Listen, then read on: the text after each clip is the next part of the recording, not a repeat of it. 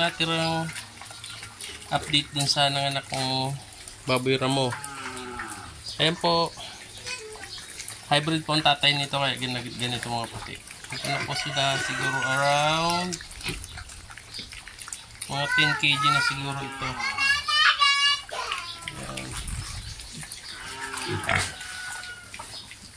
Iwalik po siya sa 21, July 21. Mali yan na po sila.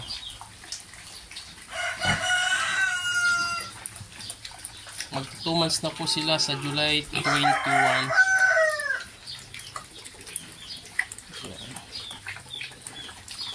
Nalakas nang kumain.